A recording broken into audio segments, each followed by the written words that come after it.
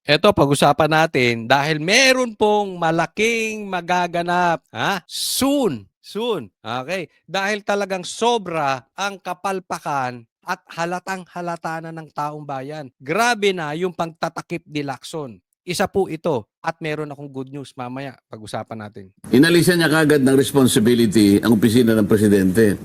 Alam niya eh.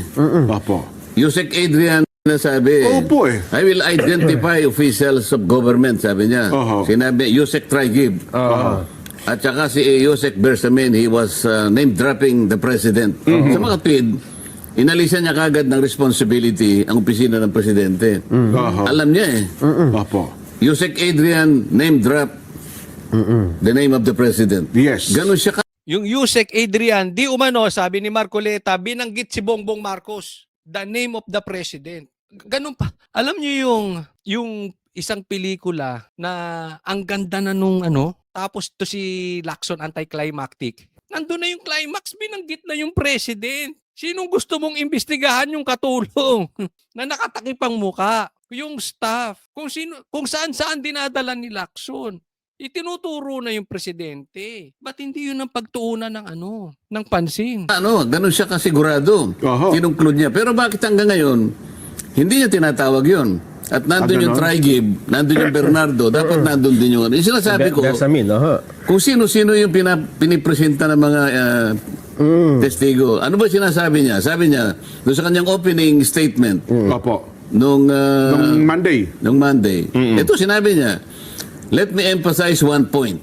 Ayan. We always go where the evidence leads us. Ayan. Kung saan ang ebidensya, doon tayo, sabi ni Lacson. Ha? We do not target any particular person nor we have the intention to cover up for Wala tayong tinatarget at wala din tayong pinoprotektahan. Sabi rin ni Pinky Lacson. anybody. Taliwas ito eh. Oo nga. Wherever the evidence leads us. Uy, nagsabi si Traigib. Nagsabi Adrian Bersamin. Ba't di mo sila patawagin? Ay, bakit ganito? Wala raw silang intensyon na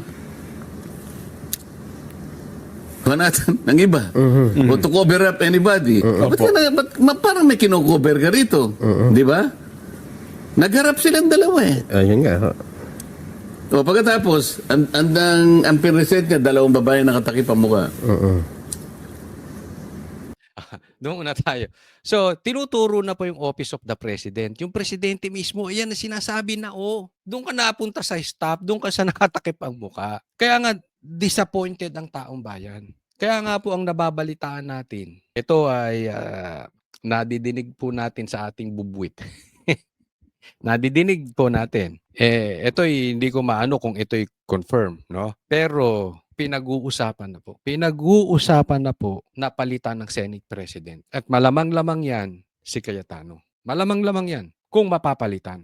Tatandaan po natin, manipis po ang difference ng majority at saka sa minority. Ilan lang ang bumaligtad galing sa majority, magiging Senate President yan, si Cayetano. At pag naging Senate President yan si Cayetano, imposible na siya ang may alam sa batas, hahayaan niya na si Lacson ang Blue Ribbon Chairman. Sablay talaga si I don't really think na mali si Lacson mag-imbestiga. I really don't think na sablay si Lacson mag-imbestiga. Mali po yung nagamit kong word. May pinagtatakpan. Di amuno talaga to si Lacson. Alam mong nililihising. Palayo tayo. Pag nababanggit na si Tambi, nababanggit na presidente, palayo. At disappointed na. Di umano ang Senado sa ginagawa. Kita nyo ang tinatarget. Mamaya, papakita natin si Bong Revilla, si Cheese, Joel Villanueva, si Jinggoy. Nasa Senate. Kaya disappointed na po ang Senate. Yan po ang ating nadidinig. Ngayon, totoo man yung aking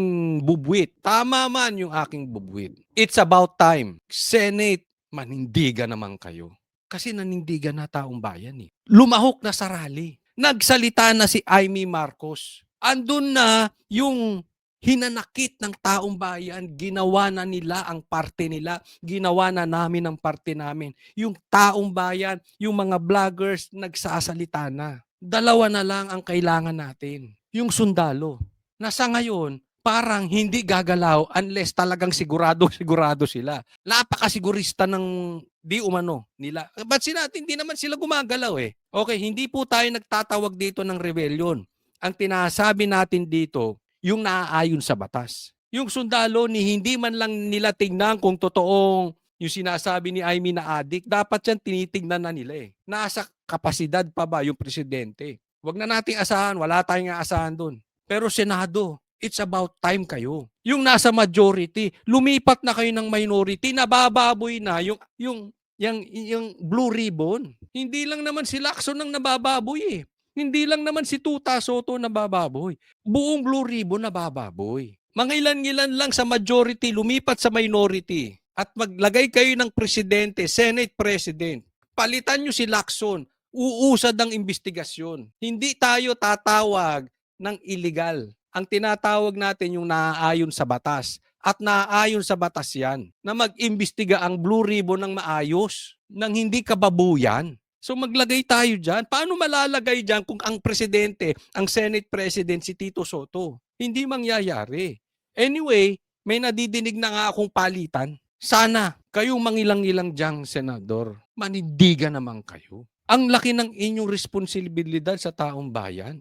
Tapos tahimik kayo. Huwag ganun. Kayong nasa majority. Kikita nyo naman, hindi naman kayo tanga kung paano binababoy nung dalawa eh. Kailan kayo kikilos mga senador? Kailan kayo kikilos dyan sa majority?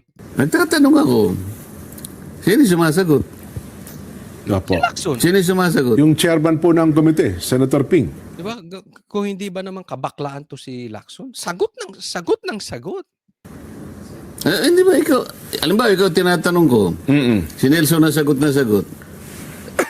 ano sa tingin mo ang mararamdaman ko? Kung ako yon, mararamdaman ko. Tinatanong ko tong dalawang nakamaskara, si Lacson na sagot, sasabihin ko, bakla nga. Tama, si Miriam Santiago, bakla nga. Tama, si Amy, bakla nga. Paano sagot? Hindi naman siya tinatanong.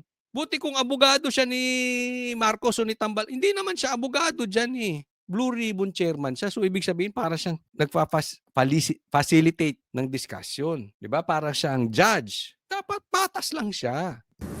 Well, yun na nga po. Ano yun na nga po? Ano mararamdaman ko? Siyempre, tinatanong kita, ito yung sagot na sagot. Ikaw, ayaw kanyang pasagutin, ito yung sagot na sagot. nakakabastos yun, Sen. Pagkatapos sasabihin, tayo ang may disrespect. Parang baliktad ang nangyayari. Hindi, kaya nga, pasensya na, gago talaga to si Lacson. Gago talaga. Siya pa may gana magsalita na hindi siya nirespeto.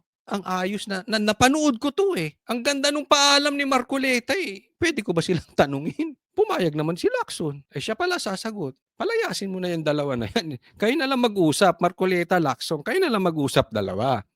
Di ba? Kasimple-simple lang ng tanong ko eh. Sabi ko to sa babae, sino po ba yung may-ari talaga ng bahay na pinag-uusapan natin sa 30 Tamarind Street? Bigla siya nagsalita. Yung sasabihin, sino may-ari? Simple lang naman eh. Alam mo kung malabas nito? Ayaw pagsalitain ni Lacson kasi baka mataranta yung dalawa. Pag sinabi nila si Tambi, paano niya ngayon pipihitin? So para hindi mataranta yung dalawa, siya na lang magpakatarantado. Ganun ang lumalabas. Pero hindi ko siya... Oo nga, pabagalang Hindi ko siya sinasansala. Okay. Tanong na naman ako. Opo. Sagot na naman siya. Ba't naman ganun si Marcoleta? Hindi naman daw niya sinasalsal. Huwag mo naman salsalin si Lacson. Hindi, ewan ko tama ba yung nadinig ko? Tanong pa rin ako. Ang haba nga po ng explanation. Sagot na naman siya. Sabi nga ng isang observer alam mo na pala yung mga sagot niya. Ba't pinresenta mo pa dyan? Para ano yan? Ang gamit lang pala nung dalawa para ituro si Diskaya na si Diskaya raw ang nagsabi na umalis na kayo dyan dahil gagamitin na ng bagong may-ari. Dahil ang bagong may-ari na nasagap yata ng Blue Ribbon Committee Chairman, meron natang chismis ng bagong may-ari, Martin Romualdez. Kaya pala pinaturo si Diskaya, para ang maisip na naman tao, wala yung chismis na si Romualdez ang may-ari kung hindi tinuturo si Diskaya. Ayun. Akala ko ba wala tayong kino-cover up dito? Hindi ba? Ito po yan ha. Ito yung purpose na sinasabi ni ano. Anong purpose? Dinala mo yan dalawang nakamaskara na yan. Nakatakip ang mukha. Hindi naman pala sasagot. Anong purpose? Ang purpose pala, para ituro si Diskaya. Kasi yung bahay sa Forbes, doon binabagsak ang pera. So ang purpose lang pala nito, kaya pinalabas ni Lacson, para mailihis kay Tambaluslos, hindi sabihin hindi kay Tambaluslos yung bahay, kung hindi kay Diskaya. Nakikita nyo? Yan yung sinasabi ni Marcoleta, kala ko ba wala tayong cover up? Kala ko ba wala tayong pagtatakpan? Yan lang pala purpose niyan. Ngayon, kung magtuturo sila, dapat yan, cross-examine. Tuturo mo yun. Sige, si Diskaya may-ari. Di hayaan mo magtanong si Marcoleta para malaman kung nagsisinungaling to mga testigo. Diba? Kasi nga ang chismis, ang may-ari ng bahay, si Tambaluslos. Tinuturo nila iba.